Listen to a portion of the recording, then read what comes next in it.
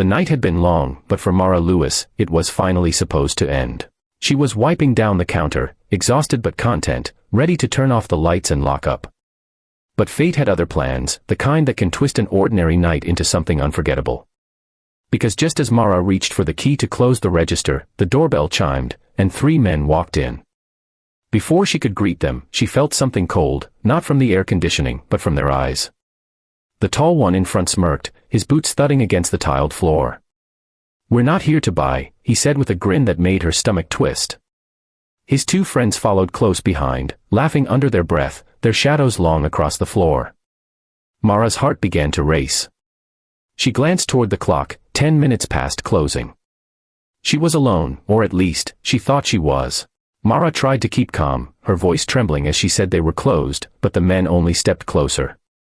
The one with the leather jacket, his name tag read Kyle, laughed. "Closed," he echoed mockingly. "We're just getting started." One of them leaned on the counter, pretending to study the candy bars, while the third, wearing a red flannel, moved closer toward the side aisle, blocking her exit. The air felt heavy, suffocating. She thought of her mother, who was home waiting, and how she always said, "You never know who walks into your life, some to hurt you, some to save you." Her trembling hands clutched the counter as Kyle leaned closer, his breath reeking of alcohol. "What's wrong, sweetheart?" "Nervous," he taunted. When she didn't answer, he grabbed the front of her red shirt, yanking her forward.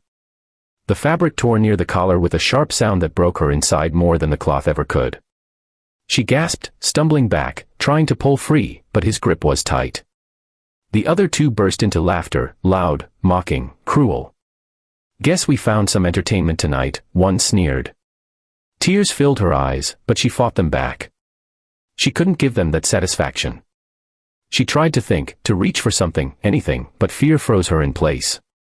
Then, as if the universe had heard her silent cry, a sound came from the back of the store.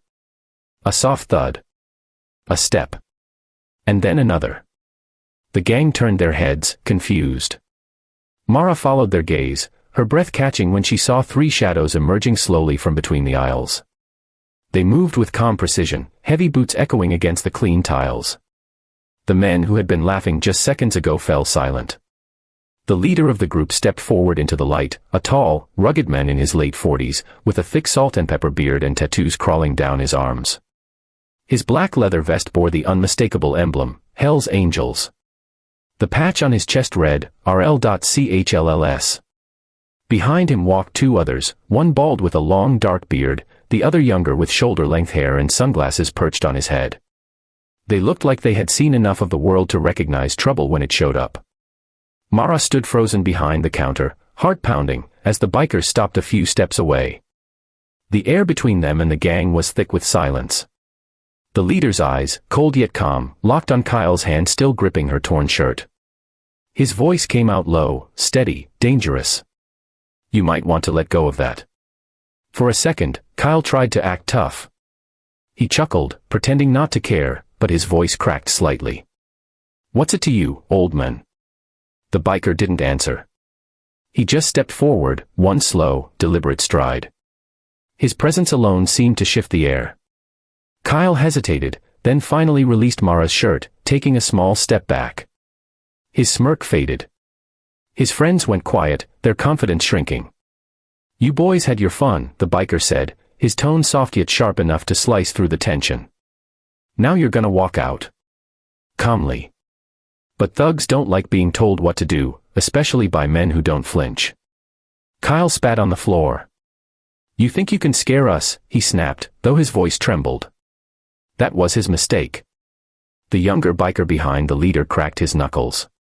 The bald one tilted his head, smirking faintly as if he'd seen this story before.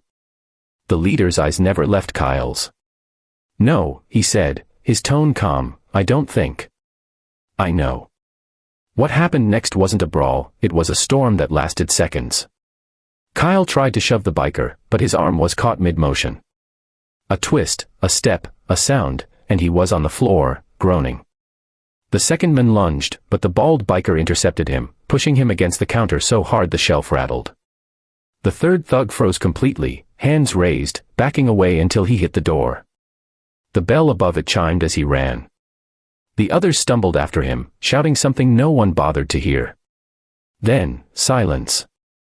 Mara stood behind the counter, her torn shirt trembling in her hands, eyes wide in disbelief.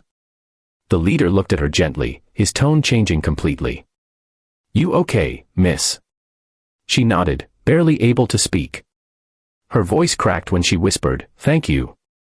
He just gave a small nod and said, "Keep your lights on a few more minutes. You're never as alone as you think." Then, without another word, the three bikers walked toward the door, their reflections flickering in the glass as they stepped into the sunlight. Mara stood still, feeling her heartbeat slow, tears slipping down her cheeks, not from fear this time, but from relief. She looked out through the window as the motorcycles roared to life, their sound fading into the distance. For the first time in a long while, she felt safe. She realized that heroes don't always wear badges or capes, sometimes, they wear leather vests and carry a quiet kind of kindness that doesn't need to be spoken. What would you have done if you were in Mara's shoes that night? Because sometimes, the bravest thing we can do is believe that kindness still walks among us, even when it comes wearing tattoos, leather, and a heart that refuses to look away when someone needs saving.